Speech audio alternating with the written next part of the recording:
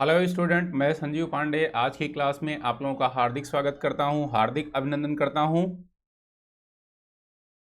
आज की क्लास में हम लोग प्राचीन भारत की एनसीईआरटी का अध्ययन करेंगे। हालांकि इस एनसीईआरटी का अध्ययन हम लोगों ने कुछ दिनों पहले ही शुरू किया था।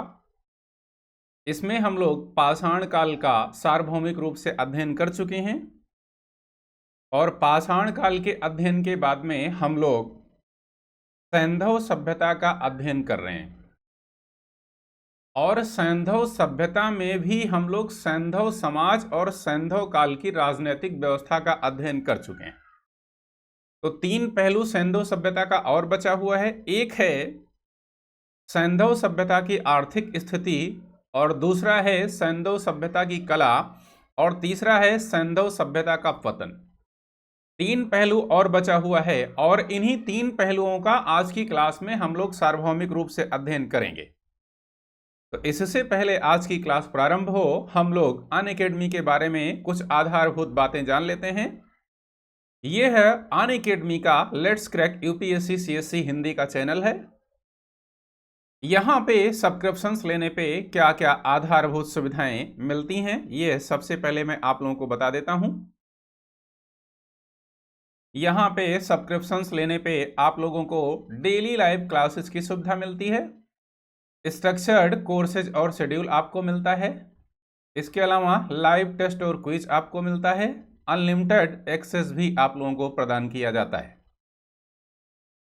इसके अलावा आप लोग अनअकैडमी के लर्निंग ऐप को अपने मोबाइल के प्ले स्टोर से डाउनलोड कर सकते हैं। तमाम सारी आधारभूत सुविधाएं आप लोगों को मिलेंगी और ऐप पे जो भी फ्री क्लासेस होती हैं वह भी आपको अवेलेबल हो जाएगी। इसके अलावा जैसा कि आप लोगों को विदित है कि मेरा नाम संजीव पांडे है और 8 साल से ज़्यादा का टीचिंग एक्सपीरियंस है यूपीएससी में इतिहास विषय के रूप में पढ़ाने का और इतिहास को जीएस के रूप में पढ़ाने का। इसके अलावा एमए मैंने हिस्ट्री यानी इतिहास विषय से किया हुआ है, वह भी इलाहाबाद यूनिवर्सिटी से। इसके अलावा 2 बार हमने यूपीएससी का इंटरव्यू दिया है, यूपी पीसीएस का कई बार इंटरव्यू दिया है और आप लोग हमारे टेलीग्राम चैनल को ज्वाइन कर सकते हैं। Unacademy history by Sanjeev Pandey के नाम से सर्च करें और इसे ज्वाइन करें। यहाँ पे समय समय पे विस्तृत रूप से आपको पीडीएफ मुहैया करवाया जाता है और अगर कोई डाउट या कोई भी दिक्कत आपको होती है तो कोशिश हमारी यही होती है कि वो पूरी तरीके से सॉल्व हो। यहाँ पे आप लोग सब्सक्रिप्शंस लेते हैं तो देश के बड़े बड़े विशेषज्ञ जैसे मोराल पटेल जी का आपको मार्गदर्शन मिलेगा, जैसे रोमन सैनी जी का आपको मार्गदर्शन मिलेगा, अन्य विशेषज्ञ जो शामिल हैं यहाँ पे इनका भी आप लोगों को मार्गदर्शन मिलेगा। मैं भी इसी में शामिल हूँ तो हमारा भी मार्गदर्शन निरंतर आपको मिलता रहेगा। यहाँ पे सब्सक्रिप्शंस लेने पे यूपीएससी सीएससी का पूरा कोर्स आपको कंप्लीट करवाया जाता है, चाहे वो प्रारंभिक परीक्षा का कोर्स हो, चाहे वो मुख्य परीक्षा का कोर्स हो, चाहे वो ऑप्शनल का कोर्स हो। इस परिप्रेक्ष्य में एनसीईआरटी का अध्ययन भी यहाँ पे करवाया जाता है। इसके अलावा ऑप्शनल में जो भी सब्जेक्ट हैं यूपीएससी के उनका अध्ययन करवाया जाता है। इसके अलावा करंट अफेयर्स भी यहाँ पे पढ़ाया जाता है। आपको यह भी बताया जाता है कि आप लोग यूपीएससी के परिप्रेक्ष्य में कैसी प्रैक्टिस करें और कैसी रणनीति अपनाएं। इसके अलावा मुख्य परीक्षा के परिप्रेक्ष्य में आंसर राइटिंग भी यहां पे कराई जाती है। सॉरी, यहां पे 2 तरीके का सब्सक्रिप्शन है, एक प्लस कोर्स का, एक आइकॉनिक कोर्स का। अगर हम लोग प्लस कोर्स की बात देखें तो इसके 1 महीने की जो फी है वो 9,000 रुपये है। इसके 3 महीने की जो फी है वो 22,500 रुपये है। इसके 6 महीने की जो फी है वो 40,500 रुपये है। इसके 12 महीने की जो फी है वो 49,500 रुपये। इसमें अगर हमारे रेफरल कोड संजीव का आप लोग प्रयोग करते हैं तो ऐसा करने पे आपको आपकी फी में 10% का डिस्काउंट मिलेगा। जिस प्रकार से आपकी 1 महीने की फी 9,000 रुपये थी वह 10% लेस होके कितना हो जाएगी, 8100 रुपये हो जाएगी। जिस प्रकार से 3 महीने की फी आपकी 22,500 रुपये थी वह 10% लेस होके 20,250 हो जाएगी। उसी तरीके से 6 महीने की फी में 10% का डिस्काउंट मिलेगा और 12 महीने की फी, 24 महीने की और 36 महीने की फी में भी आपको 10% का डिस्काउंट मिलेगा। इसके अलावा हम लोग आइकॉनिक कोर्स के बारे में जान लेते हैं। यह जो आइकॉनिक कोर्स है बड़ा ही आधारभूत कोर्स है। इसकी जो 12 महीने की फी है वह 69,500 रुपये है। जो 2 साल यानी 24 महीने की फी है वो 1,07,000 रुपये है। जो 3 साल यानी 36 महीने की फी है वो 1,41,000 रुपये है। इसमें सब्सक्रिप्शंस लेते समय आप लोग हमारे रेफरल कोड संजीव का यूज करें। ऐसा करने पे आपको फी में 10% का डिस्काउंट मिलेगा। जिस तरीके से आपकी फी 12 महीने यानी 1 साल की 69,500 रुपये थी वह घट के कितना हो जाएगी, 62,550 हो जाएगी। और 24 महीने की फी एवं 36 महीने की फी में भी आपको 10% का डिस्काउंट मिलेगा। और इसकी खास बात यह है कि इसमें डेली लाइव क्लासेस की सुविधा मिलती है। इसमें आपको पर्सनल कोच भी मिलता है। वह समय समय पर आप में तमाम सारे सुधारों को अंजाम देता है। अब हम लोग एनसीईआरटी में प्राचीन भारत की एनसीईआरटी का अध्ययन कर रहे हैं और एनसीईआरटी के अध्ययन के क्रम में हम लोग सैंधव समाज का अध्ययन कर चुके हैं। इससे पहले कि आज की क्लास प्रारंभ हो, आप लोग इस वीडियो को अपने साथियों के परिप्रेक्ष्य में शेयर कर दें, क्योंकि कई बार फोन आता है, कई बार मैसेज भी आता है कि हमें पता नहीं चला। तो आप लोग प्लीज उन्हें सूचना दे दें। मेरी तरफ से मेरे ग्रुप में आप लोगों को लिंक भी प्रोवाइड किया जाता है। अगर आप लोग शामिल हैं तो इससे पहले क्लास प्रारंभ हो आप लोग प्लीज इसे आप लोग शेयर कर दें और वीडियो को लाइक भी करते रहें। हम लोग पहुंचते हैं आज सैंधव सभ्यता की आर्थिक व्यवस्था पर। सैंधव सभ्यता की ये सैंधव समाज हम लोग पढ़ चुके हैं। सैंधव समाज की आर्थिक व्यवस्था पर पहुंचते हैं। ये है सैंधव कालीन आर्थिक स्थिति। इसके पूर्व हम लोगों ने सैंधव समाज का अध्ययन कर लिया था और देखा था कि जो सैंधव समाज था वह 4 वर्गों में बटा हुआ था। पहला वर्ग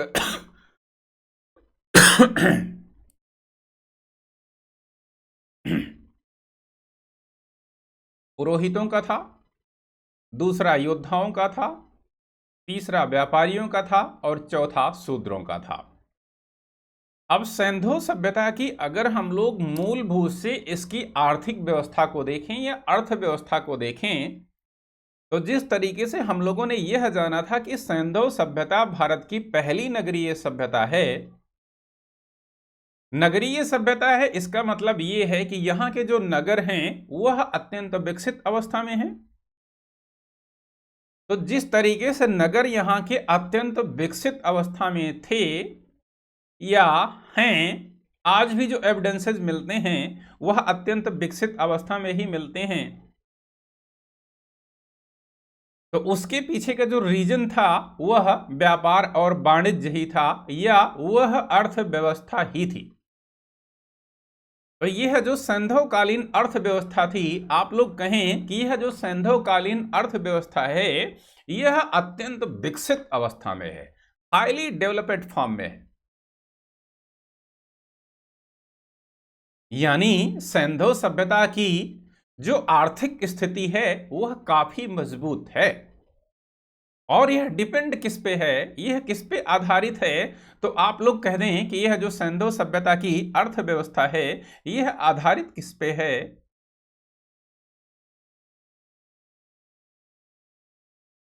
तो यह आधारित है, सैंधव सभ्यता की अर्थव्यवस्था किस पर आधारित है, यह कृषि पर आधारित है। कृषि मीन्स एग्रीकल्चर पर आधारित है। और किस पर आधारित है, व्यापार पर आधारित है। और किस पर आधारित है, पशुपालन पर आधारित है। क्या हमारी व्यवस्था आज इन प्रमुख आधारों पे डिपेंड नहीं है? आज भी डिपेंड है। आप लोग देख ही रहे होंगे, कृषि पे डिपेंड है यानी एग्रीकल्चर पर डिपेंड है। और प्राचीन काल में भी यह स्थिति थी। आप सोचो कि इस पर डिपेंड थी हमारी अर्थव्यवस्था, तो हमारे नगर यानी सैंधव नगर कितनी विकसित अवस्था में थे। इसी परिप्रेक्ष्य में आज भी भारतीय सरकार को इस कृषि संबंधित तमाम सारे व्यवस्था पे ध्यान देना चाहिए। बिना इसके हमारा काम नहीं चल सकता, यह इतिहास कहता है। इसके अलावा व्यापार के परिप्रेक्ष्य में भी ध्यान देना चाहिए, पशुपालन के परिप्रेक्ष्य में भी ध्यान देना चाहिए। तो हमारी अर्थव्यवस्था सैंधव काल में किस पे डिपेंड थी? तो आप कहेंगे कि कृषि पर डिपेंड थी, व्यापार पर डिपेंड थी और पशुपालन पर डिपेंड थी, और आज भी यही स्थिति है। सबसे पहले इसमें हम लोग कृषि का अध्ययन करेंगे, कृषि के परिप्रेक्ष्य में हम लोग देखेंगे। अब हमें इसमें यह देखना है कि जो सैंधव कालीन लोग थे या सैंधव कालीन पीपल्स थे, वह कृषि यानी खेती करते थे तो किन किन फसलों की खेती करते थे, जुताई कैसे करते थे खेतों की, क्या बैल वगैरह थे, क्या ट्रैक्टर वगैरह थे, क्या फाल वगैरह इनके पास था, क्या क्या व्यवस्थाएं इनके पास थी, और अपनी फसलों की सिंचाई कैसे करते थे, सिंचाई के क्या साधन थे सैंधव काल के लोगों के, यही सब हमें देखना है। तो आप देखेंगे तो यह पाएंगे कि यह जो सैंधववासी थे यानी जो सैंधव लोग थे, यह नवंबर या दिसंबर में अपनी फसलों को खेतों में बोते थे, जैसे आप लोग बोते हैं। कोई इसमें से किसान होगा तो आप लोगों को पता होगा निश्चित रूप से। और मुख्यतया नवंबर या दिसंबर में आप लोग अपने खेतों में रबी की फसलों को बोते हैं, यानी मुख्यतया गेहूं की बुआई करते हैं। और जो सैंधव पीपल्स सॉरी, जो सैंधव पीपल्स थे वह नवंबर दिसंबर में अपनी फसलों को अपने खेतों में बोते थे, और इस फसलों को यह अप्रैल में काट लेते थे। कब काट लेते थे? अप्रैल में इन फसलों को क्या करते थे? सैंधव लोग काट लेते थे।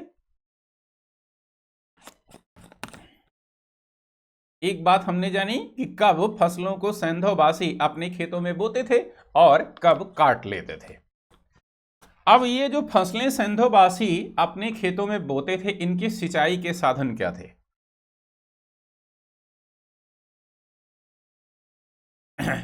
ये हम लोग देखते हैं। तो सिंचाई के परिप्रेक्ष्य में हम लोग देखेंगे तो यह पाएंगे कि जो वर्षा का जल था यानी जो प्रकृति का पानी था, उससे इनके फसलों की सिंचाई होती थी। इसके अलावा ये लोग कुएं के पानी से भी, कुएं के जल से भी सिंचाई करते थे। हमने आपको बताया है जो मोहनजोदड़ो है, मोहनजोदड़ो, यह जो मोहनजोदड़ो है, मोहनजोदड़ो से कुएं यानी वेल्स का साक्ष्य मिल चुका है। अन्य जगहों से भी कुएं का साक्ष्य मिल सकता है कालांतर में। तो ये लोग कई जगहों पर कुएं के पानी से अपने फसलों की सिंचाई करते थे। हालांकि मध्यकाल में कुएं से पानी निकालने के लिए आप लोगों ने देखा होगा कि मध्यकाल के पूर्व ही आप लोग पढ़ते होंगे तो यह पाते होंगे कि जो हुएनसांग है, हुएनसांग नामक ये जो यात्री है, यह भारत में किसके समय में आता है? यह हर्षवर्धन के समय में आता है। और हर्षवर्धन किस वंश का शासक है? पुष्यभूति वंश का शासक है। उसका समय काल है 606 ईस्वी से 647 ईस्वी तक। इसी के काल में यह चीनी यात्री भारत आता है। इसी ने एक अपना यात्रा संस्मरण लिखा है जिसका नाम है सी यू की। इसी हुएनसांग ने अपने इस यात्रा संस्मरण में कुएं से पानी निकालने की एक तकनीक का वर्णन किया है जिसका नाम है राहट तकनीक। और इसी राहट को इसने क्या कहा है? इसी राहट को इसने घंटी यंत्र कहा है। क्या कहा है? घंटी यंत्र। तो यह जो घंटी यंत्र है अभी आया नहीं है। इसका वर्णन किसके समय में मिल रहा? हर्षवर्धन के समय में मिल रहा।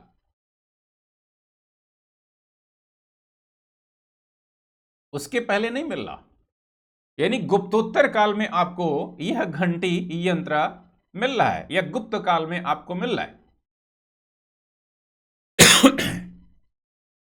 तो कुएं से जल लोग निकालते थे बाल्टी बाल्टी से या चमड़े के थैले से, और निकाल के नाली बनी होती थी और वह पानी खेतों में चला जाता था।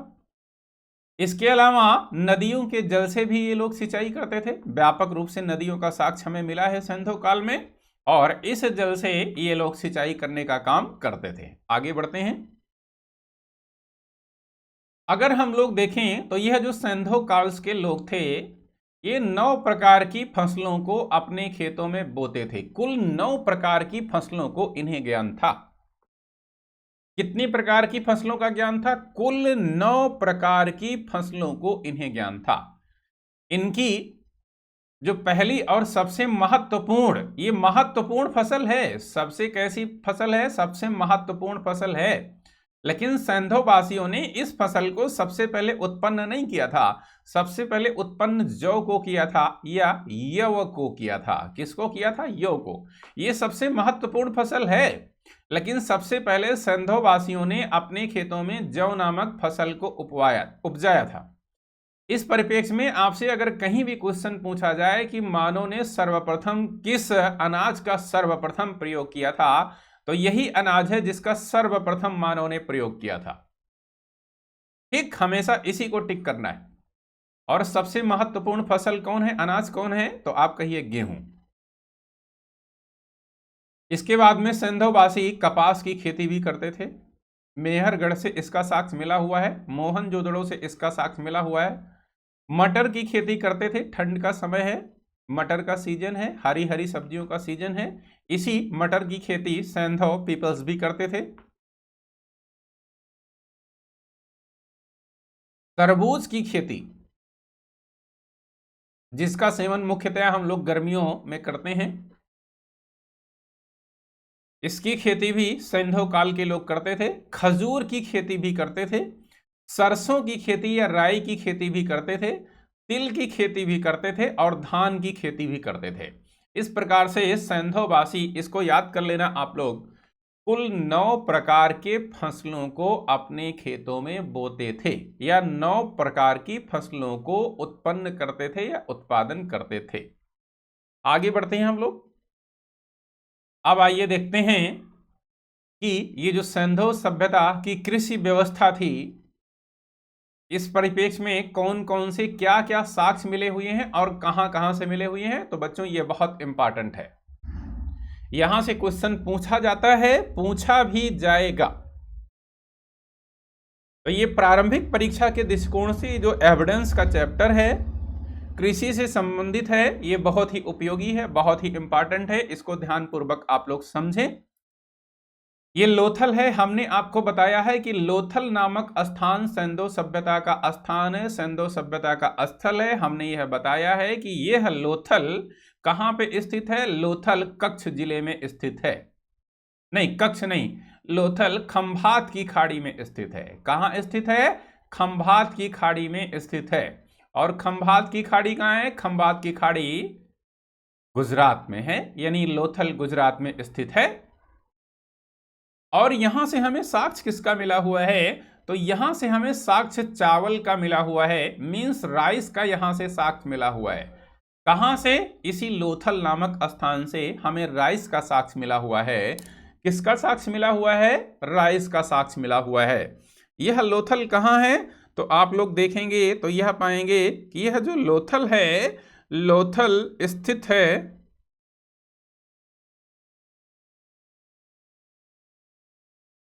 लोथल कहां पे स्थित है? तो लोथल गुजरात में स्थित है और गुजरात के खंभात की खाड़ी में स्थित है। नेक्स्ट है रंगपुर। यह रंगपुर कहां स्थित है? तो रंगपुर भी गुजरात में स्थित है। और यहां से हमें किसका साक्ष्य मिला है? यहां से हमें धान की भूसी का साक्ष्य मिला है। किसका साक्ष्य मिला है? धान की भूसी का साक्ष्य हमें यहीं से मिला हुआ है। नेक्स्ट, इसके अलावा तीसरा जो क्षेत्र है वो है मेहरगढ़। आप लोगों को पता है कि यह मेहरगढ़ कहां स्थित है? तो मेहरगढ़ पाकिस्तान के बलूचिस्तान प्रांत में स्थित है और दक्षिणी बलूचिस्तान प्रांत में स्थित है, बोलन नदी के किनारे स्थित है। इसी मेहरगढ़ से 2 सभ्यताओं की संस्कृतियों का साक्ष्य मिला है। एक पाषाण काल का भी साक्ष्य मिला है और सैंधव सभ्यता का भी यहीं से साक्ष्य मिला है। यहां से हमें कपास की खेती का साक्ष्य मिला है और कपास की खेती का यह जो साक्ष्य मिला हुआ है, यह विश्व का सबसे प्राचीन साक्ष्य है। पूरे विश्व को हम लोगों ने कल्टीवेशन ऑफ कॉटन की खेती करना सिखाया था, यानी कपास की खेती करना सिखाया था। कपास यानी कॉटन की खेती करना सिखाया था। यह बहुत इंपॉर्टेंट है। नेक्स्ट है कालीबंगा। काली का मतलब क्या होता है? काली का मतलब काली होता है। आप लोगों को पता है काली का मतलब ब्लैक होता है और बंगा का मतलब बेंजल्स होता है। बेंजल्स का मतलब चूड़ियां होता है, तो इसका शाब्दिक अर्थ होता है काले रंग की चूड़ियां। इसका कालीबंगा का जो हमें साक्ष्य मिला है वो राजस्थान से साक्ष्य मिला है, यानी इसकी जो लोकेशन है वो राजस्थान में है।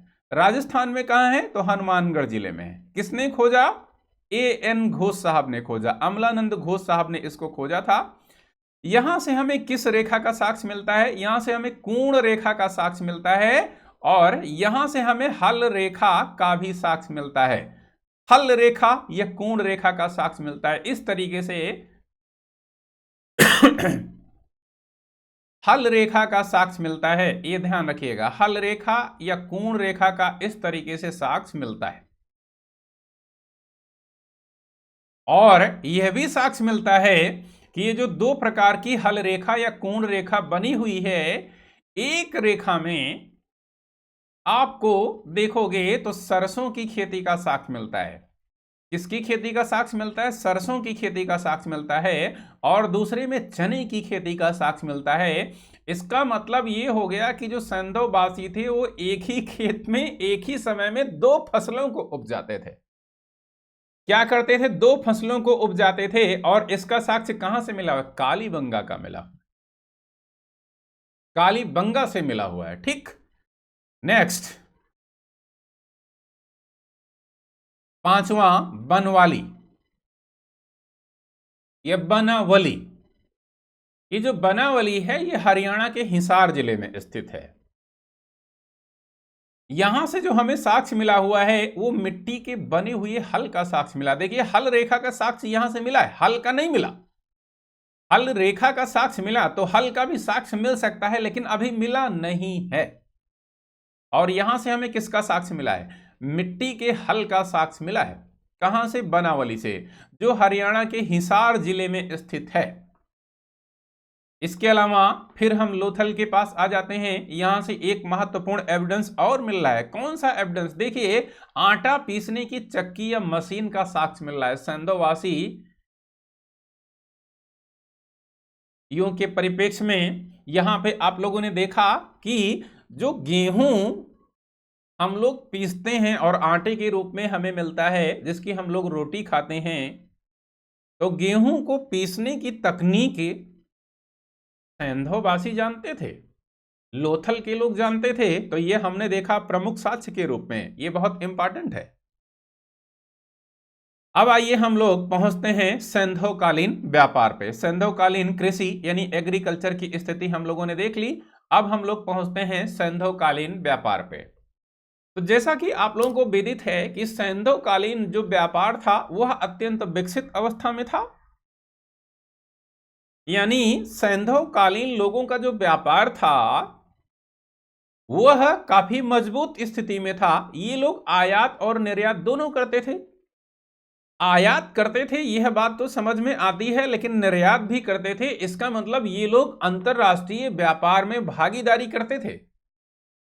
तो निश्चित रूप से ये जो सैंधव पीपल्स थे, सैंधव लोग थे, ये समकालीन अन्य विश्व की सभ्यताओं के साथ व्यापार करते थे।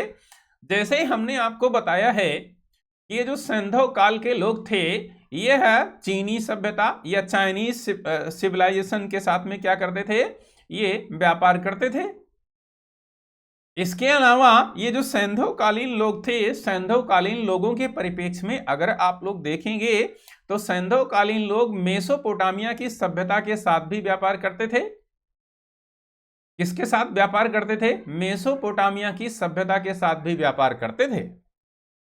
मेसोपोटामियाई सभ्यता को हम लोग सुमेरियन सभ्यता के नाम से जानते हैं। और ये जो मेसोपोटामिया की सभ्यता है, इसका विकास इराक में टिग्रिस नदी के किनारे हुआ था। यह जो मेसोपोटामिया की सभ्यता है, इसका समयकाल माना जाता है कि 4000 बीसी का है। इस परिप्रेक्ष्य में मेसोपोटामिया की सभ्यता ही आप लोग सुन लीजिए ध्यान से कि विश्व की सबसे प्राचीन सभ्यता है। पूरे विश्व की सबसे प्राचीन सभ्यता यही मेसोपोटामिया की सभ्यता है।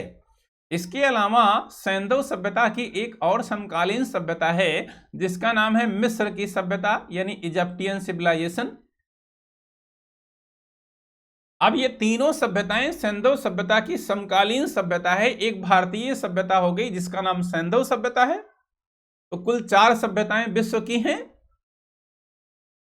अब इन सभ्यताओं का आपस में व्यापार था। आपस में व्यापार का मतलब अंतरराष्ट्रीय व्यापार था। और यह जो व्यापार था यह वस्तु विनिमय प्रणाली के आधार पर चलता था। क्योंकि सैंधव काल में कहीं भी अगर आप लोग देखोगे तो क्वाइंस यानी सिक्कों का अभी तक एविडेंस मुख्यतः नहीं मिला है। तो सिक्कों का एविडेंस नहीं मिला है तो इनका आधार व्यापार किस प्रणाली के आधार पर था? तो आप कहिए कि क्रय विक्रय प्रणाली के आधार पर था या वस्तु विनिमय प्रणाली के आधार पर इनका व्यापार था। वस्तु विनिमय प्रणाली यानी सैंधव वासियों के पास जो भी वस्तुएं होती थी उनको वह मिस्र के लोगों को, चीन के लोगों को, मेसोपोटामियाई लोगों को दे देते थे और उनसे उनकी उपयोगी वस्तुओं को ले लेते थे। यानी वस्तुओं की अदला बदली के आधार पे इस काल में व्यापार था।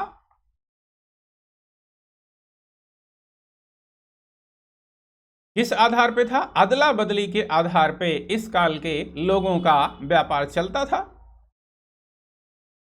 अंतरराष्ट्रीय व्यापार था, आयात निर्यात करते थे। अब आयात की बात तो समझ में आती है, निर्यात की बात भी समझ में आती है, लेकिन विश्व के अन्य देशों के परिप्रेक्ष्य में ये लोग आयात निर्यात करते थे, मीन्स समुद्री व्यापार करते थे। तो समुद्री व्यापार करते तो थे। आपको लोथल से गोदीवाड़ा का साक्ष्य मिला हुआ है। किसका साक्ष्य मिला हुआ है? लोथल से गोदीवाड़ा यानी डॉक यार्ड यानी पोर्ट का साक्ष्य मिला हुआ है। और यह साक्ष्य आपको सुतकागेनडोर से भी मिला हुआ है। कहां से मिला हुआ है? सुतकागेनडोर से भी मिला हुआ है। ये बंदरगाही नगर हैं दोनों। इसके अलावा रंगपुर जो गुजरात का नगर है यह भी बंदरगाही नगर है। इसके अलावा आपको सैंधव काल से नाव का भी साक्ष्य मिला है। नाव जिसको हम लोग बोलते हैं, और नाव जो होती है इसका साक्ष्य हमें लोथल से मिला हुआ है। कहां से मिला हुआ है? लोथल से मिला हुआ है। इसी नाव पर रखकर लोग क्या करते थे? अपने वस्तुओं को बेचते थे दूर दूर। तो अब हमें यहां पे समझना है कि यह जो सैंधव काल के लोग थे ये किन किन वस्तुओं का आयात दूसरे क्षेत्रों से करते थे। तो कौन कौन सी वस्तुएं हैं? एक तरफ यहां पे लिखा हुआ है और दूसरी तरफ क्षेत्र लिखा है। तो ये जो सैंधव काल के लोग थे ये सोने का आयात करते थे। और सोने का आयात कहां से करते थे? कर्नाटक से करते थे। और कर्नाटक में कहां से करते थे? तो कर्नाटक में आप कह दीजिए कि कोलार से करते थे। कर्नाटक में एक जिला है जिसका नाम है कोलार, यहीं से करते थे। और कोलार में कहां से करते थे? तो आप कहिए कि कोलार में एक खान थी जिसका नाम था हट्टी की खान, हट्टी माइंस, हट्टी टा, क्या नाम है? हट्टी की खान। हट्टी की खान से ये लोग सोने का आयात करते थे। बहुत बहुमूल्य धातु है सोना, आप लोगों को पता ही है। और हट्टी की खान कहां है? कर्नाटक के कोलार जिले में है। ये लोग शीशे का आयात कहां से करते थे? तो शीशे का आयात अजमेर से करते थे जो राजस्थान में है। आप लोगों को पता है कि यह राजस्थान का अजमेर वही एरिया है जहां पे प्रसिद्ध सूफी संत जो कि चिश्ती शाखा से संबंधित था, जिसका नाम था मोइनुद्दीन चिश्ती, जिसने 9 सुल्तानों का कार्यकाल देखा है। एक नहीं, दिल्ली सल्तनत के 9 सुल्तानों का कार्यकाल देखा है, लेकिन किसी की दरबार में कभी रहने नहीं गया। बहुत ही प्रतापी, बहुत ही ईमानदार यह संत था। कहते हैं कि यह जिधर चल देता था उस समय मोइनुद्दीन चिश्ती उधर जमाना चलने लगता था।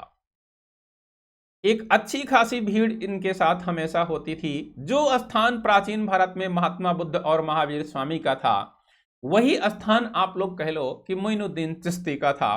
इनको गुलाब का फूल अत्यंत प्रिय था। इसी परिप्रेक्ष्य में जो भी मोइनुद्दीन चिश्ती का दर्शन करने जाता है आज भी इनके लिए गुलाब का फूल एक चढ़ावे के रूप में चढ़ाया जाता है। इसके अलावा चादर, ठीक। अन्य तीसरी वस्तु को देखते हैं। तीसरी वस्तु एक धातु के रूप में है और इसका नाम है कापर यानी तांबा। और कापर को ये लोग खितड़ी की खान से आयात करते थे और खितड़ी की खान कहां पे है? राजस्थान के झुंझुनू जिले में है। कहां पे है? झुंझुनू जिले में है। और एक स्थान से और आयात करते थे, यह मध्य एशियाई देश है, आज भी है, और इसका नाम है ओमान। ओमान की राजधानी मस्कट है, याद आ रहा होगा आप लोगों को। यहां से भी ये लोग तांबे का आयात करते थे। नेक्स्ट, ये चौथा पॉइंट बहुत ही इंपॉर्टेंट है, इसको ध्यान रखना। देवदार की लकड़ी जो सबसे मजबूत लकड़ी होती है, इसका आयात ये लोग कहां से करते थे? तो कश्मीर से करते थे। लाजवर्ड मड़ी, ताको काट दीजिए, लाजवर्ड मड़ी, इसका आयात ये लोग कहां से करते थे? अफगानिस्तान से करते थे, और अफगानिस्तान की बदख्शां की खान से करते थे। कहां से करते थे? बदख्शां माइन से करते थे, बदख्शां की खान से करते थे। अब बात आती है बदख्शां की खान, बदख्शां की खान हो सकता है ये दिखाई ना पड़ रहा हो आप लोगों को। बदख्शां की खान ये कहां है? यह अफगानिस्तान में। इसके अलावा चांदी और टिन, इसका आयात कहां से करते थे? अफगानिस्तान से करते थे। अब आइए देखते हैं लाजवर्ड मड़ी क्या है। लाजवर्ड मड़ी क्या है? तो आप लोगों ने देखा होगा, ये कई बार अपने यहां बुजुर्गों से कहानी सुना होगा कि जो सबसे जहरीले सर्प होते हैं, कौन से सर्प होते हैं? सबसे जहरीले सर्प। ये सबसे जहरीले सर्पों में आप लोग देखते होंगे तो काफी पहाड़ी सर्प आते हैं, इसमें कोबरा और इसमें करैत, ये दोनों सर्प हैं। तो ये जो करैत और कोबरा नामक सर्प हैं, यही मड़ी देने का काम करते हैं। इन्हीं के पास यह मड़ी होती है, और इनके पास यह मड़ी इस तरीके से होती है, इनके कंठ में होती है, यानी गले में होती है। और खास बात यह है कि यह जो मड़ी होती है, इसमें इतना प्रकाश होता है कि जब सांप इसको कहीं भी रखता है, किसी खेत वगैरह में, जंगल वगैरह में, तो चम चम चम चम करती है यह मड़ी, और इसके प्रकाश से करीब 1-2 बीघों में प्रकाश होता है। इसकी यही पहचान है।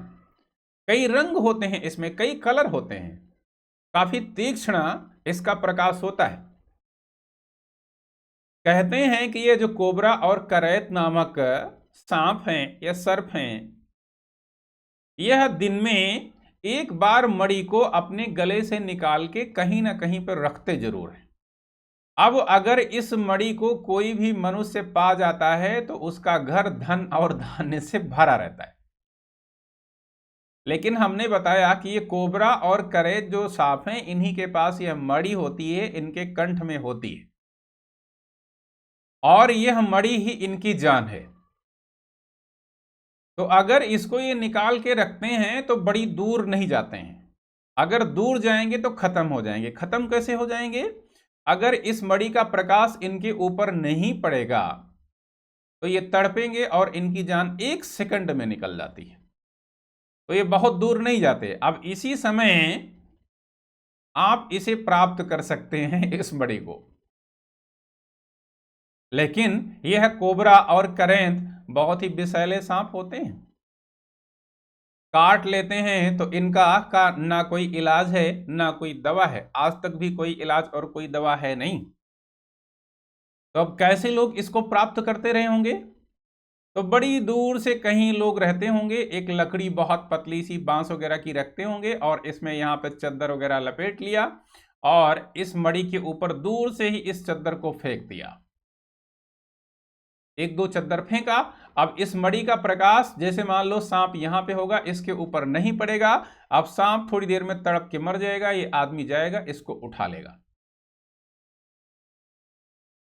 और उठा के लाएगा, अपने घर में रख लेगा। यही है लाजवर्ड मड़ी। इसका ये लोग यानी सैंधो पीपल्स आयात करते थे। कहां से? तो बदख्शां की खान से आयात करते थे, जो अफगानिस्तान में स्थित है। आगे बढ़ते हैं, अन्य इंपॉर्टेंट बातों को हम लोग देखते हैं, महत्वपूर्ण बातों को देखते हैं।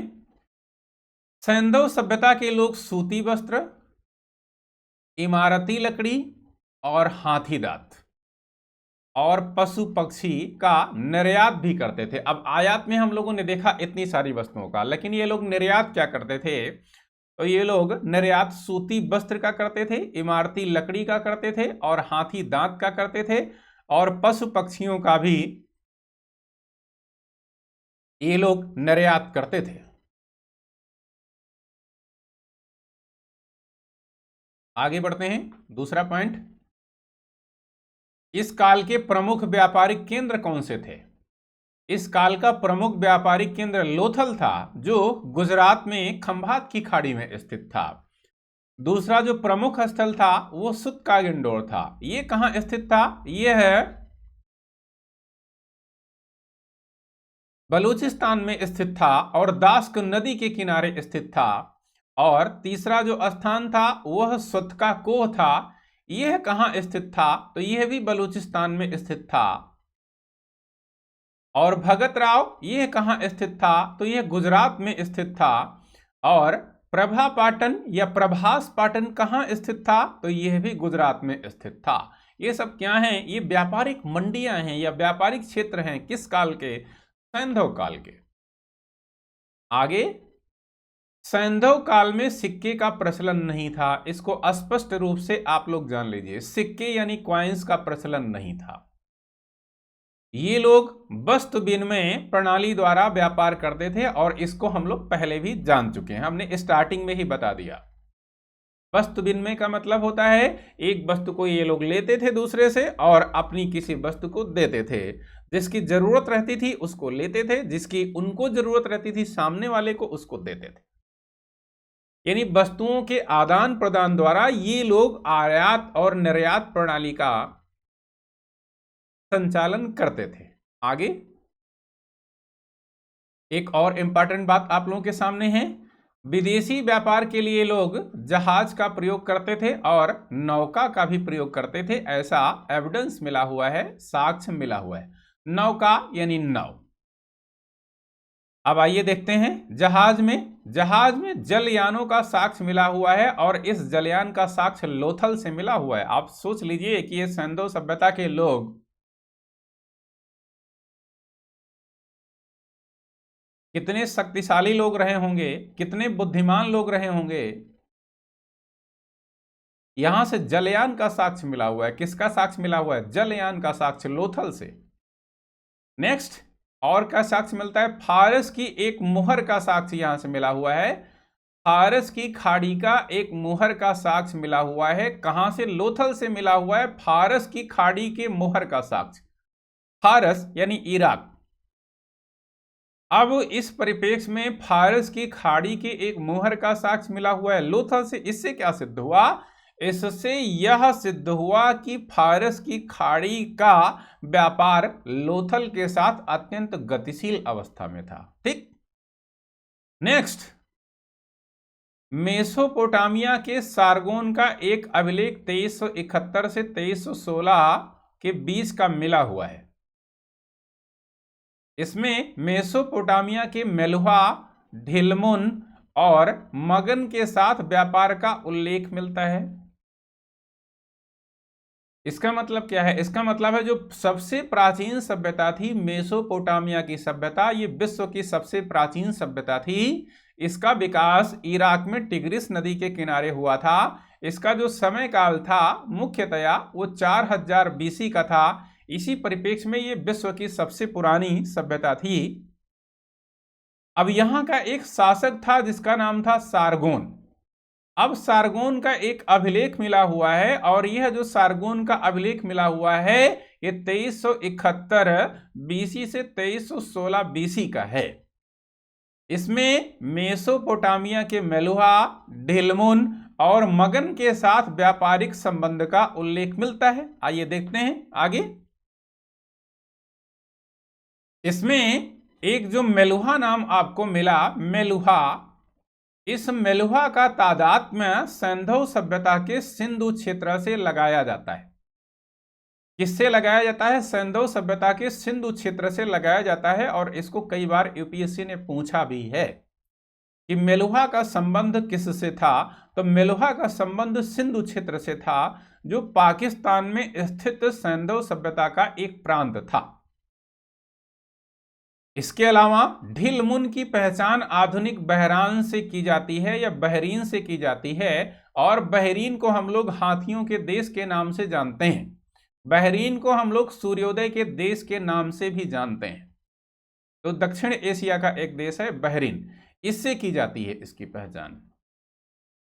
नेक्स्ट, मगन की पहचान किससे की जाती है? मगन की पहचान मकरान तट से की जाती है। तीनों पॉइंट बहुत इंपॉर्टेंट हैं, मेलुहा, ढिलमुन और मगन। मगन की मकरान तट से की गई, ढिलमुन की पहचान बहरीन से की गई और मेलुहा की पहचान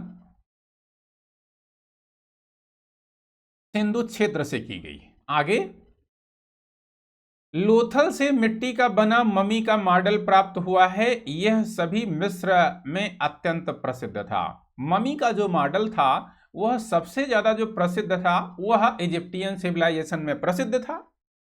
कहां प्रसिद्ध था? मिस्र की सभ्यता में प्रसिद्ध था। और यह जो साक्ष्य मिला हुआ है वह लोथल से मिला हुआ है। जब यह साक्ष्य लोथल से मिला हुआ है इसका मतलब यह है कि जो लोथल के लोग थे वह मिस्र की सभ्यता यानी मिस्र के साथ व्यापार करते थे। आगे बढ़ते हैं। अब आइए हम लोग देखते हैं, एक महत्वपूर्ण टॉपिक है, एक महत्वपूर्ण पहलू है आप लोगों के सामने, सैंधव सभ्यता का शिल्प या उद्योग। तो सैंधव सभ्यता के परिप्रेक्ष्य में अगर शिल्प के बारे में हम लोग देखें तो हड़प्पा सभ्यता या सैंधव सभ्यता का सबसे प्रसिद्ध उद्योग वस्त्र उद्योग था। सबसे प्रसिद्ध उद्योग क्या था? सबसे प्रसिद्ध उद्योग वस्त्र उद्योग था। कपड़ा उद्योग सबसे प्रसिद्ध उद्योग था। किस काल का? सैंधव काल का। ये बहुत इंपॉर्टेंट है, इसको ध्यान रखिएगा। यहां पे कपड़ा दिया हुआ है, लकड़ी भी दे सकता है, हाथी दांत भी दे सकता है, कोई अन्य वस्तु भी दे सकता है। तो वस्त्र उद्योग सैंधव सभ्यता का सबसे प्रसिद्ध उद्योग था। आइए देखते हैं इसका एविडेंस कहां से मिला है। तो मोहनजोदड़ो से लाल रंग के, लाल रंग यानी मजीठिया रंग, लाल रंग को मजीठिया रंग भी इस समय बोलते हैं। तो यह जो मोहनजोदड़ो है ये कहां स्थित है? तो पाकिस्तान में स्थित है। और यहीं से हमें लाल रंग के कपड़े का साक्ष्य मिल रहा है, यानी लाल रंग के कपड़े के लिए मोहनजोदड़ो फेमस था। इसके अलावा यह जो मोहनजोदड़ो है, मोहनजोदड़ो से एक प्रस्तर की मूर्ति मिली हुई है। प्रस्तर की मूर्ति यानी पत्थर की मूर्ति। और इस मूर्ति में एक त्रिपटिया साल ओढ़े हुए एक देवता को दिखाया गया है। और इस देवता का नाम क्या है? इस देवता का नाम है Pashupati Shiva. Pashupati Shiva means proto Shiva, proto Shiva means आद्य शिव। आद्य शिव या प्रोटो शिव या पशुपति शिव की इसी मोहनजोदड़ो से एक मोहर मिली हुई है। और उस मोहर पे पशुपति शिव को तिपड़तिया रंग का साल ओढ़े दिखाया गया है। रंग क्या? एक तिकोनी साल को ओढ़ा हुआ है उसने। इस साल को हम लोग डिजाइन में बना लेते हैं ना, तो तिपतिया आकार में वह साल है, उसको ओढ़े हुए उसको दिखाया गया है। अभी मूर्ति को हम आपको अच्छे से बताएंगे, चिंता मत कीजिए। अन्य बात देखते हैं, हड़प्पाई लोग नाव बनाने का कार्य भी करते थे। नाव का मतलब क्या हुआ? नाव जो नदी में चलती है, जिससे आवागमन में गतिशीलता आती है, व्यापार में गतिशीलता आती है, उसको सैंधव सभ्यता यानी हड़प्पा सभ्यता के लोग बनाते थे। नेक्स्ट, सैंधव काल में धातुओं की ढलाई की मधुच्छिष्ट विधि अत्यंत प्रचलित थी। लोस्ट वाक विधि अत्यंत प्रचलित थी धातुओं की ढलाई के लिए। कौन सी विधि? लोस्ट वास्क विधि, मधुच्छिष्ट विधि अत्यंत प्रचलित थी। इसको याद रखना, इस विधि को। इस विधि की खास बात क्या है कि धातु, सैंधव काल में धातुओं की ढलाई, जैसे मोम आप लोगों ने देखा होगा या अगरबत्ती आप लोगों ने देखा होगा, तो धातुओं की ढलाई इसी प्रकार से मोम की तरीके से, अगरबत्ती की तरीके से की जाती थी। इसी को मधुच्छिष्ट विधि या लोस्ट वास्क विधि के नाम से जानते हैं। आगे, हड़प्पाई लोग चाक निर्माण में काफी आगे थे। कुम्हार के चाक का चमकीला होना प्रमुख विशेषता थी। चाक, इसे लोग घड़ा वड़ा नहीं बनाते। आज भी गर्मी के सीजन में लोग घड़े का पानी पीना पसंद करते हैं, जो हमारे गरीब लोग हैं वो। तो गरीबों की फ्रिज मीन्स घड़ा होती है। क्या होती है? घड़ा ही उनकी फ्रिज है। मोस्टली हमने देखा है कि जो स्टूडेंट भी तैयारी करते हैं बाहर रह के, चाहे वो इलाहाबाद हो चाहे वो दिल्ली हो, वो गर्मी के सीजन में भाई बाहर रह रहे हैं तो फ्रिज तो रहती नहीं मोस्टली। तो हमने देखा है कि वहाँ पे जो स्टूडेंट होते हैं वो एक घड़े को ले आते हैं, 150-200 रुपये में घड़ा मिलता है और पूरी तरीके से उनकी गर्मी कट जाती है, उसमें पानी ठंडा हो जाता है। और घड़े को कौन बनाता था? यह कुम्हार बनाता था। आज भी ये जो सैंधवकालीन संस्कृति है, ये जो सैंधव सभ्यता के लोगों की देन है, यह आज भी तो हमारी समाज में चल रही है ना। और इसकी विशेषता क्या थी? इसका चमकीला होना इसकी विशेषता थी। यानी घड़े पे ये लोग पॉलिश भी करते थे। क्या करते थे? पॉलिश करते थे। यानी पॉलिश तकनीक से सैंधववासी परिचित थे। नेक्स्ट, सैंधव लोग वाट माप की तकनीक से भी परिचित थे। इससे परिचित थे, वाट माप मतलब जिससे तौला ओला जाता है, जिससे अनाज वगैरह नापा जाता है, उस तकनीक से भी सैंधववासी परिचित थे। अब यहाँ के बाट कैसे होते थे? जैसे आज के जो बाट होते हैं 100 ग्राम, 200 ग्राम, आधा किलो, 1 किलो, 200 किलो, वैसे भी इस काल के भी बाट होते थे। और बाटों का जो आकार होता था वो कैसा होता था? घनाकार। जैसे आज के बाट भी आपको घनाकार ही स्थिति में दिखाई पड़ेंगे।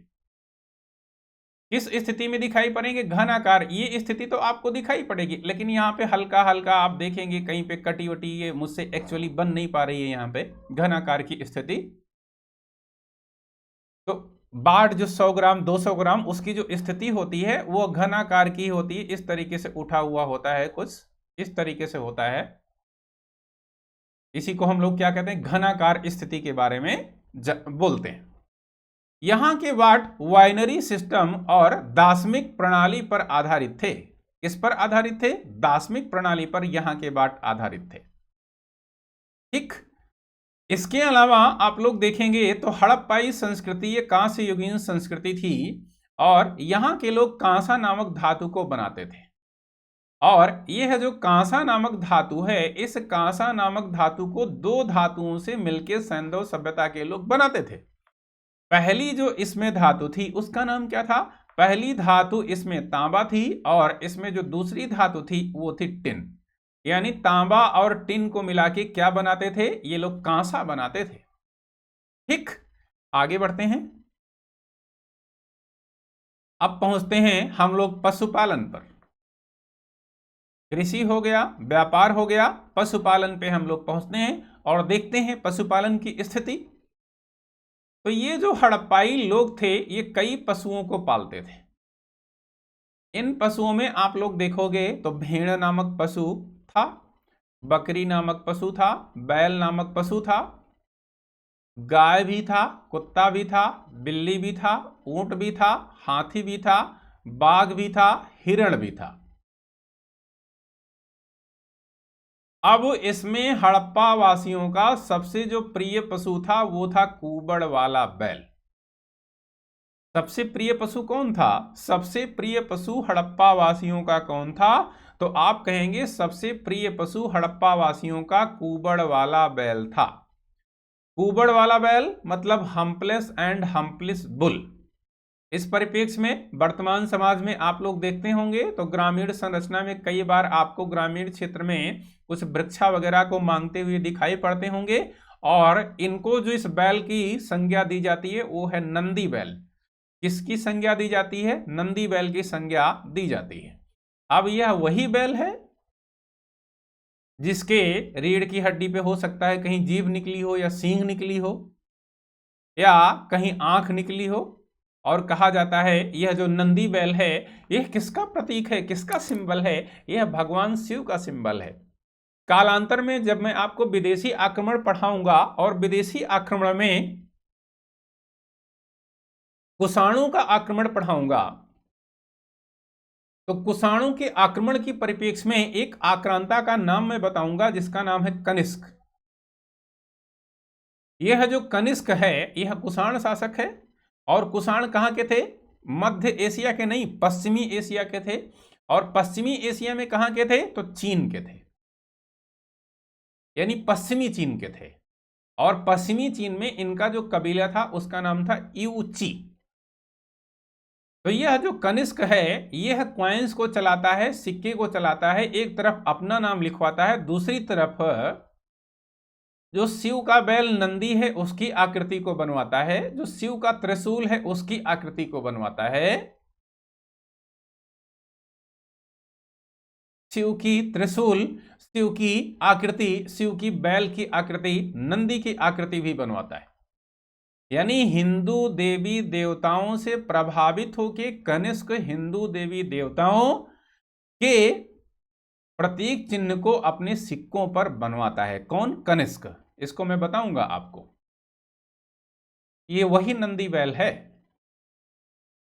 इसके अलावा इसमें ये 3-4 एविडेंस है जो सबसे महत्वपूर्ण है, जहां से क्वेश्चन बनते हैं, तो इसको समझदारी पूर्वक आप लोग समझ लीजिए। सुरकोतड़ा एक स्थान है, सुरकोतड़ा सैंधव सभ्यता का।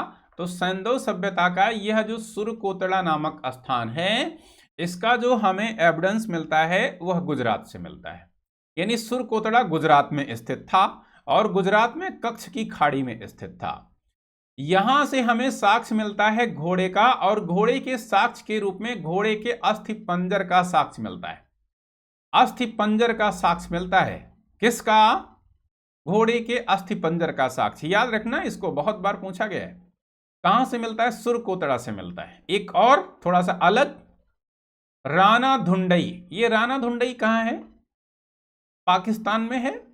और यहां से हमें घोड़े के दांत का साक्ष्य मिल रहा है, यहां पे अस्थि पंजर का साक्ष्य मिल रहा है, यानी सांचे ढांचे का साक्ष्य मिल रहा है, और यहां से हमें घोड़े के दांत का साक्ष्य मिल रहा है। नेक्स्ट इंपॉर्टेंट है ये मोहनजोदड़ो। इसको हम लोगों ने खूब पढ़ा है। तो मोहनजोदड़ो से क्या साक्ष्य मिलता है? वास्तव में घोड़े का साक्ष्य मिलता है।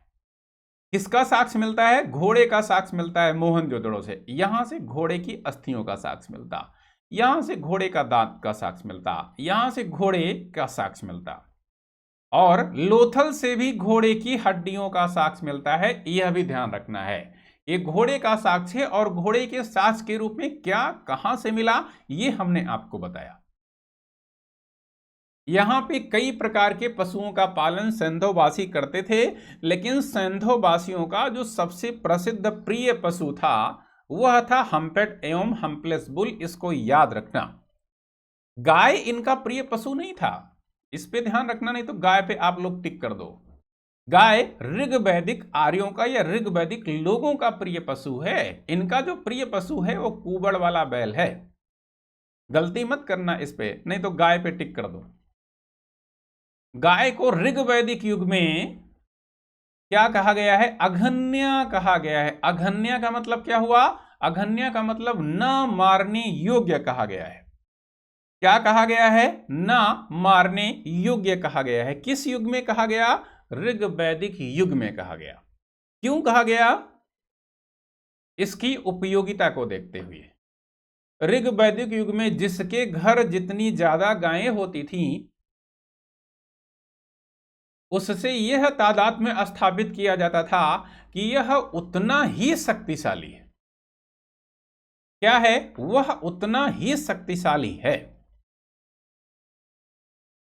तो हम लोगों ने सैंधव सभ्यता की आर्थिक स्थिति को पढ़ा। आर्थिक स्थिति के परिप्रेक्ष्य में हम लोगों ने यहां के कृषि, यहां के व्यापार और यहां के पशुपालन को देखा। किसको देखा हम लोगों ने? यहां के कृषि, यहां के व्यापार और यहां के पशुपालन को देखा। आगे बढ़ते हैं। अब सैंधव सभ्यता का जो मुख्य पहलू है वो है सैंधव कला का। बहुत इंपॉर्टेंट है ये, बहुत महत्वपूर्ण है, ध्यानपूर्वक इसका अध्ययन करना है हम लोगों को। सैंधव कला के अंतर्गत प्रस्तर की मूर्तियां आती हैं। प्रस्तर की मूर्तियां, प्रस्तर का मतलब क्या होता है? पत्थर की मूर्तियां आती हैं। धातु की मूर्तियां आती हैं, विभिन्न प्रकार की धातुओं की मूर्तियां भी बनी हैं। और विभिन्न प्रकार के मोहरों का भी अध्ययन करेंगे, मृद भांडों का अध्ययन करेंगे, मनकों का अध्ययन करेंगे, आभूषण का अध्ययन करेंगे।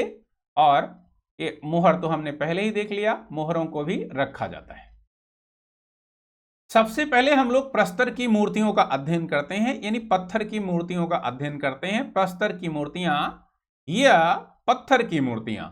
तो सबसे अधिक प्रस्तर मूर्ति कहां से मिली हुई है? मोहनजोदड़ो से मिली हुई है। और दूसरा, हड़प्पा से भी सबसे अधिक प्रस्तर यानी पत्थर की मूर्ति मिली हुई है।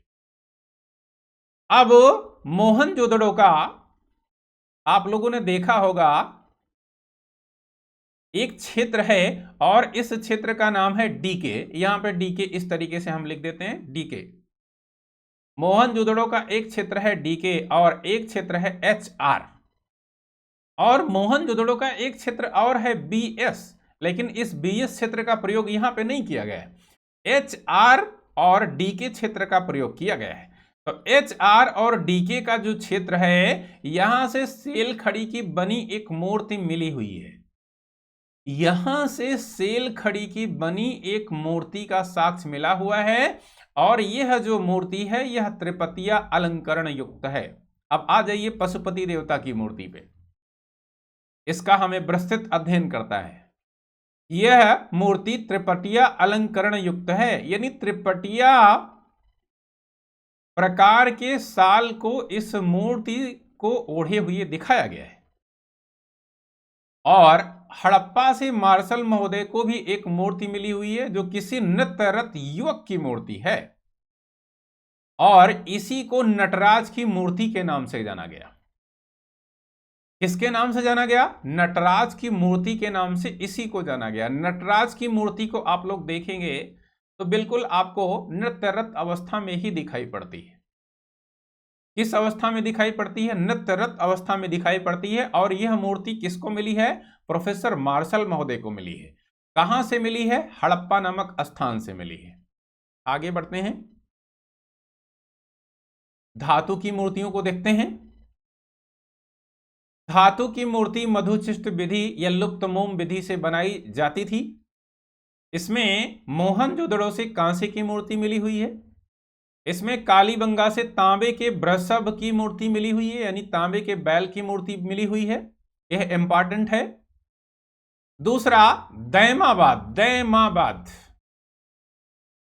दैमाबाद जो महाराष्ट्र में स्थित था, यहां से कांसे के रथ की मूर्ति मिली हुई है। किसकी मूर्ति मिली हुई है? कांसे के रथ की मूर्ति मिली हुई है। तांबे की नहीं है, कांसे के रथ की मूर्ति मिली हुई है। लोथल से हमें तांबे की कुत्ते की मूर्ति मिली हुई है। मोहनजोदड़ो से कांसे की मूर्ति मिली हुई है। कालीबंगा से तांबे के वृषभ यानी बैल की मूर्ति मिली हुई है। दैमाबाद जो प्रवरा या गोदावरी नदी के किनारे स्थित था, यहां से कांसे के रथ का साक्ष्य मिला हुआ है। लोथल जो गुजरात में स्थित था, खंभात की खाड़ी में, यहां से तांबे के कुत्ते की मूर्ति मिली हुई है। आगे मृण मूर्तियों के परिप्रेक्ष्य में देखते हैं। मृण मूर्तियां यानी मिट्टी की मूर्तियां। मृण मूर्तियां यानी मिट्टी की मूर्तियां। तो मृण मूर्तियों को चिकोटी विधि से बनाया जाता था। चिकोटी विधि, हाथ में मिट्टी ले लिया और उसको बनाया जा रहा है। इसी को चिकोटी विधि के नाम से जानते हैं। सैंधव लोग स्त्री पुरुष की मूर्ति को बनाते थे, पशु पक्षी की मूर्ति को बनाते थे और जानवरों की मूर्ति को भी बनाते थे। इसके अलावा आप लोग देखोगे तो यह जो मोहनजोदड़ो नामक एक स्थान है जो पाकिस्तान में स्थित है, यहां से कुबड़ वाले बैल की मूर्ति का साक्ष्य मिला हुआ है। लेकिन यह मूर्ति किस धातु की बनी है? तो मिट्टी की बनी है। एक स्थान है जिसका नाम है बनावली, यह हरियाणा के हिसार जिले में स्थित है। यहां से हमें मिट्टी के हल की प्रतिकीर्ति मिली हुई है, यानी मिट्टी का बना हुआ एक हल का साक्ष्य यहीं से मिला हुआ है, बनावली से। यह कहां स्थित है बनावली?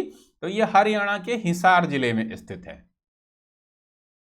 इसके अलावा सैंधव लोगों ने सबसे अधिक नारी मूर्ति का निर्माण किया था। इसलिए कहा जाता है कि जो सैंधव समाज था वो कैसा समाज था? मात्र प्रधान समाज था।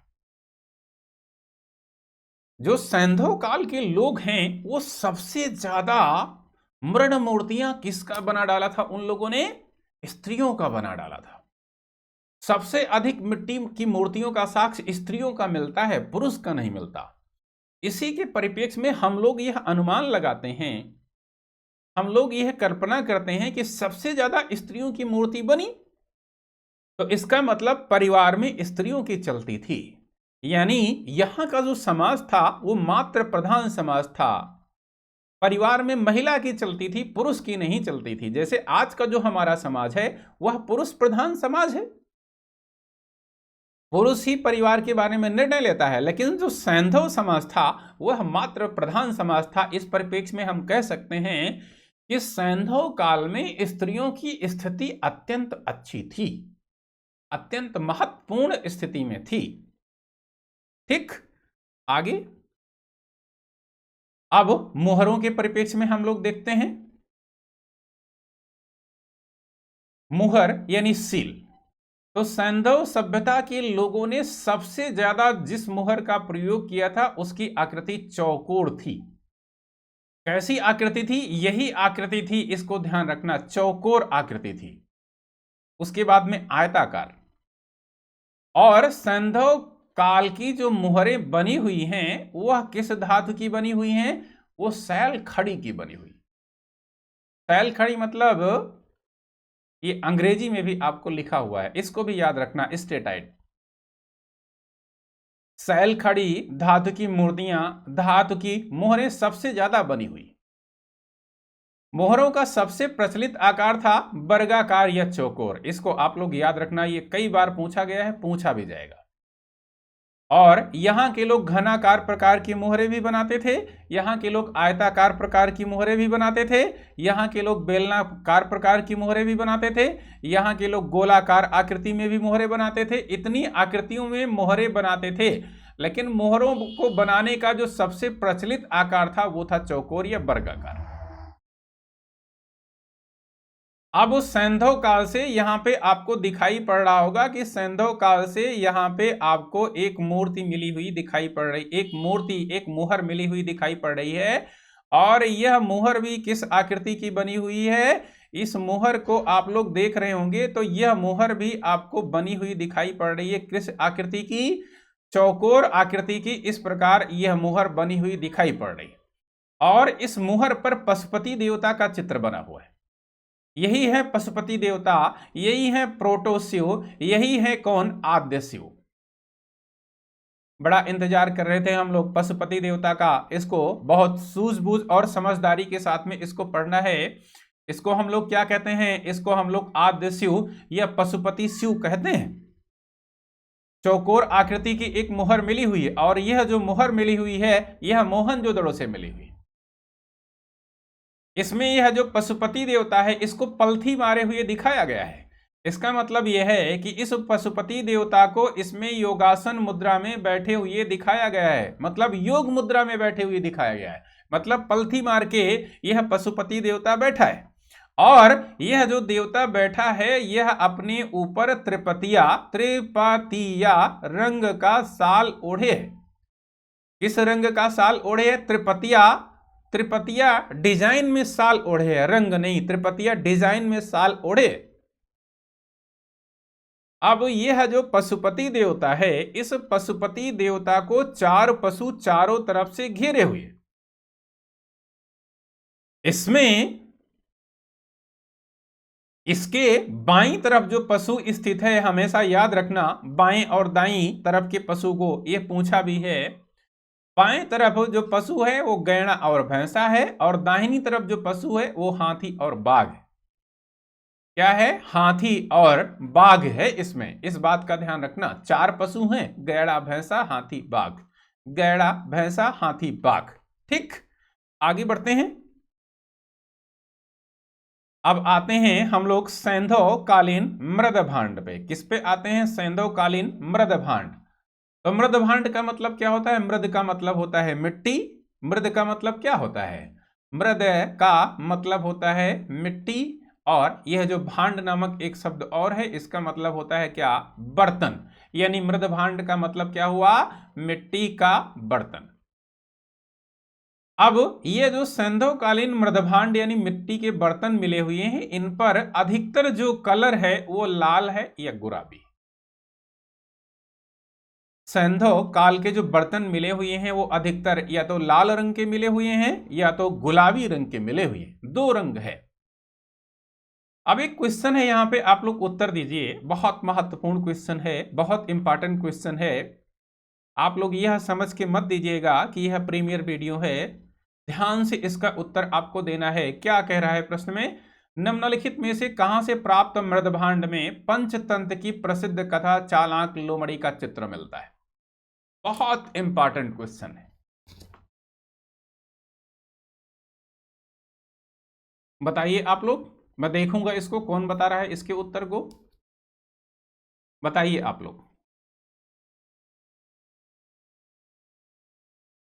इसमें चार विकल्प आपको मिले हुए हैं, हड़प्पा, कालीबंगा, लोथल और रंगपुर। तो यह इसका उत्तर नहीं होगा, यह भी इसका उत्तर नहीं होगा, रंगपुर भी इसका उत्तर नहीं होगा। तो उत्तर क्या होगा? लोथल। अब ये पंचतंत्र किसकी कथा है, किसकी स्टोरी है, किसकी पुस्तक है? तो यह जो पंचतंत्र नामक कथा है यह प्रसिद्ध साहित्यकार विष्णु शर्मा की पुस्तक है और इसमें चालाक लोमड़ी की कहानी का वर्णन मिलता है। बताते हैं आपको, जैसे एक वृक्ष है, एक क्या है, एक वृक्ष है, यह वृक्ष की क्या है, यह तना है यानी जड़ है और यह वृक्ष है। तो इस वृक्ष की कई शाखाएं हैं, इस वृक्ष की कई शाखाएं हैं। अब इसी एक शाखा पे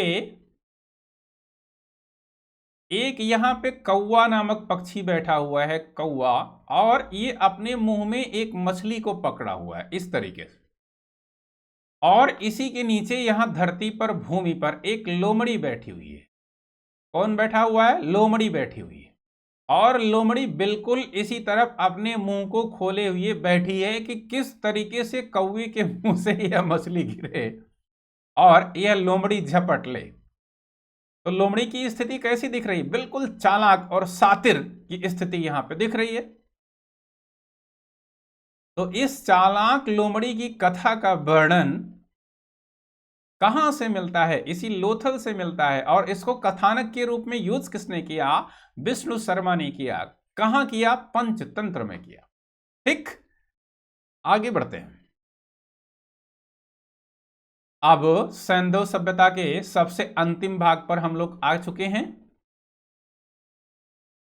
सैंधव सभ्यता जो करीब करीब यह आप लोग मान के चलिए कि 2500 वर्षों तक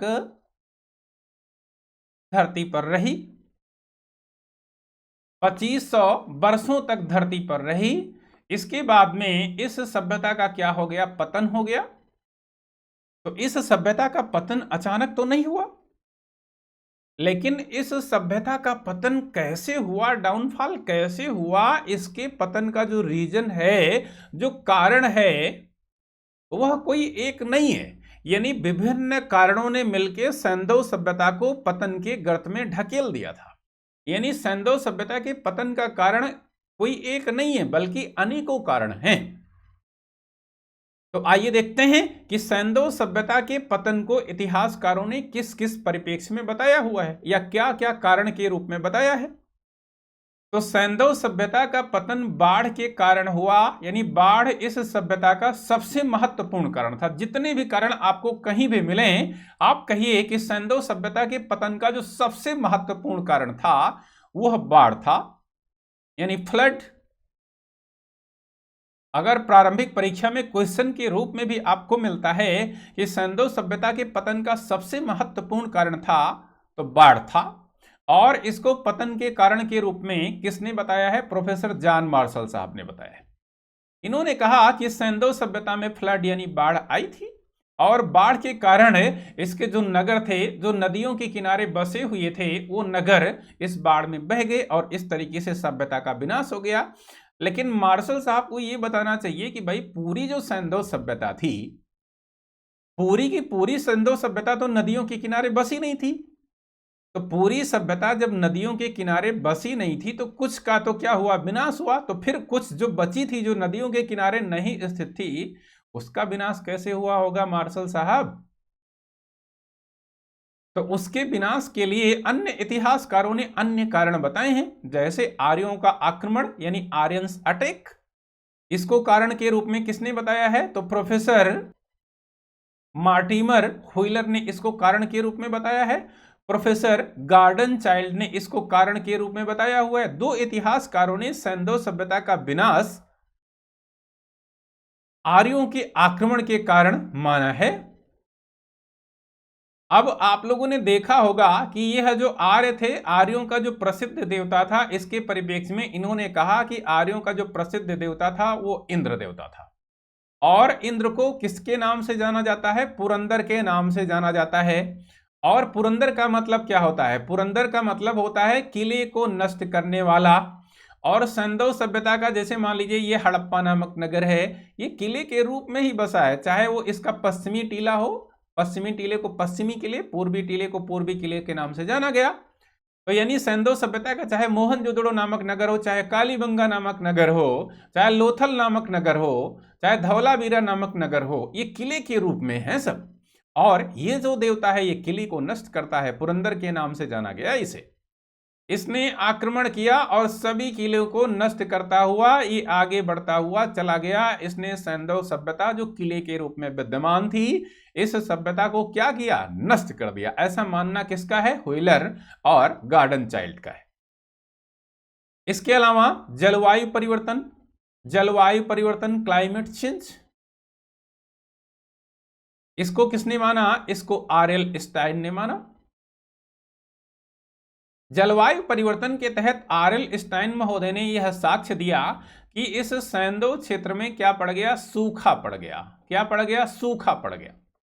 और सूखे के कारण सैंधव लोग जिन फसलों को उपजाते थे वह फसलें हुई नहीं। तत्पश्चात इस सभ्यता का विनाश हो गया। इसके अलावा भूतात्विक परिवर्तन को कारण के रूप में किसने माना? राइक्स एवं डेल्स महोदय ने माना। भूतात्विक परिवर्तन का मतलब क्या है? भूतात्विक परिवर्तन का मतलब है लीलैंड चेंजेस, लीलैंड चेंजेस। इस तरीके से भूतात्विक परिवर्तन, जैसे यहां पे कोई नदी आपको बहते हुए मैं आपको दिखा रहा हूं, ये नदी बिल्कुल बह रही है, अपने रास्ते पे है, कोई दिक्कत नहीं है। लेकिन कालांतर में यह जो नदी है, इस नदी ने अब इसको भाई ऐसे सीधे जाना चाहिए था, ऐसे ये जा रही है, लेकिन कालांतर में इसने अपना मार्ग चेंज कर दिया। इस तरीके से इसने अपना मार्ग चेंज कर दिया। इसी को कहते हैं क्या? भूतात्विक परिवर्तन या लीलैंड चेंजेस। अब ऐसे में यह नदी जहां पे थी, इसने अपना मार्ग बदल दिया। तो यहां के लोग क्या थे? यहां के लोग, इनको पीने के लिए पानी आसानी से नहीं मिल रहा था और इनको अपनी फसलों को सींचने के लिए भी पानी नहीं मिल रहा था। इससे इस सभ्यता के लोगों का क्या हो गया? विनाश हो गया। नेक्स्ट, इसमें पांचवा कारण क्या है? पांचवा कारण है मलेरिया।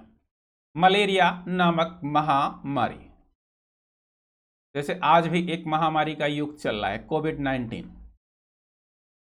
तो मलेरिया नामक जो महामारी है उसका सैंधव सभ्यता में साक्ष्य मिलता है। और सैंधव सभ्यता में इसका साक्ष्य मिला है एक जर्मनी के विद्वान हैं, पुरातत्वविद हैं, जिनका नाम है कनेडी। कनेडी साहब ने यह माना कि सैंधव सभ्यता का पतन मलेरिया नामक बीमारी के कारण हुआ। इसके अलावा व्यापार में गतिरोध, क्योंकि यह जो सैंधवकालीन सभ्यता थी मुख्यतः यह व्यापार पर आधारित सभ्यता थी। अत्यंत विकसित अवस्था में यहां का व्यापार था और कालांतर में यहां के व्यापार में गतिरोध आया और यह गतिरोध आया, इसके कारण सैंधव सभ्यता का पतन हो गया। इसको कौन पतन के रूप में मानता है? तो इसको पतन के रूप में जो इतिहासकार मानता है उसका नाम है अल्ब्राइट। अल्ब्राइट ने यह माना कि सैंधव सभ्यता का पतन व्यापार में गतिरोध के कारण हो गया था। नेक्स्ट, प्रशासनिक शिथिलता अगला कारण है। सैंधव सभ्यता के पतन का अगला कारण है प्रशासनिक शिथिलता। और इस कारण को सैंधव सभ्यता के पतन के कारण के रूप में किसने माना है? प्रोफेसर मार्शल साहब ने माना है। प्रोफेसर मार्शल साहब ने माना कि जैसे इतनी बड़ी सभ्यता थी तो निश्चित रूप से यहां की प्रशासनिक व्यवस्था अच्छी थी।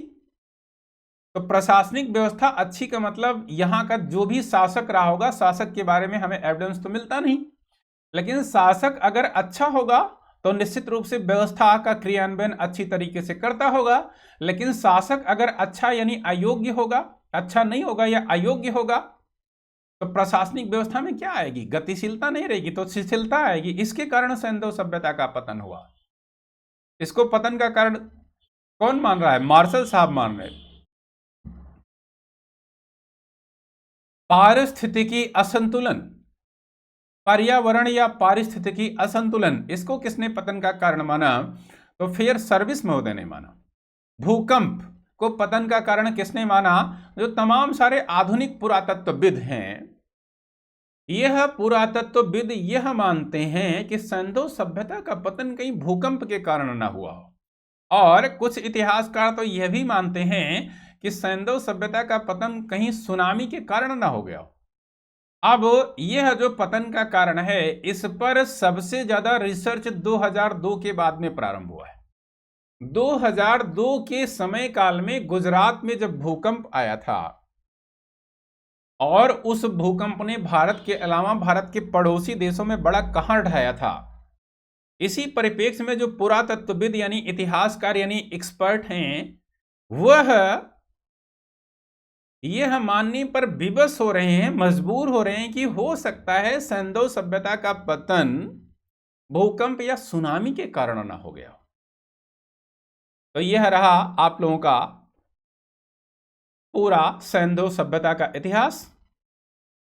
हम लोगों ने सैंधव सभ्यता के पतन के कारण को पढ़ा और इससे ज्यादा कुछ आने वाला नहीं है, तो आपको भागना नहीं है, इसका रिवीजन भी करना है ध्यानपूर्वक।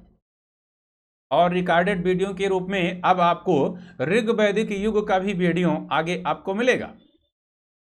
तो आज की क्लास यहीं पे हम लोग समाप्त करते हैं। सैंधव सभ्यता का संपूर्ण अध्ययन हो गया, आगे हम लोग वैदिक युग का अध्ययन करेंगे। तो आज की क्लास में आप सभी लोग शामिल हुए, आप सभी लोगों का बहुत बहुत धन्यवाद, बहुत बहुत थैंक यू।